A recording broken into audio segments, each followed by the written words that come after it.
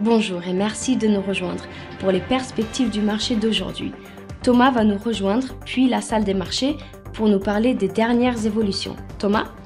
Binance va suspendre l'accès à sa bourse de crypto-monnaies pour les nouveaux utilisateurs basés au Royaume-Uni, après qu'un partenariat avec une tierce partie pour approuver les communications sur sa plateforme selon les nouvelles règles locales a été résilié par l'organisme de surveillance du pays. Les contrats à terme sur le pétrole ont perdu plus d'$1 le baril alors que les attentes se sont accrues.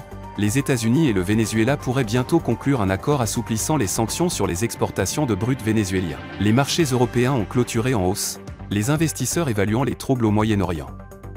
L'indice pan-européen Stoxx 600 a terminé en hausse de 0,2%, la plupart des secteurs et des principales bourses étant en territoire positif. L'action Microsoft a fait une légère correction à la hausse lors de la dernière session, augmentant de 0,3%. L'indicateur oscillateur ultime indique un mouvement haussier. La dernière session a vu l'euro gagner 0,3% par rapport au dollar.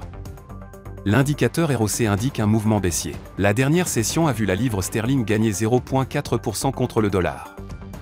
Selon l'indicateur stochastique RSI, nous sommes dans un marché suracheté. La paire dollar-australien-dollar a augmenté de 0,3% lors de la dernière session.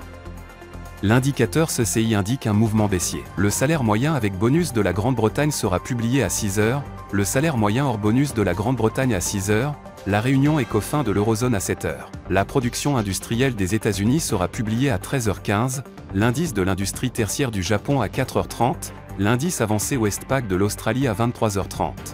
Nous espérons que vous avez apprécié nos perspectives du marché d'aujourd'hui. De la part de toute l'équipe, nous vous souhaitons une journée de trading productive. N'oubliez pas de nous rejoindre la prochaine fois pour toutes nos analyses des derniers événements et nouvelles sur les marchés financiers.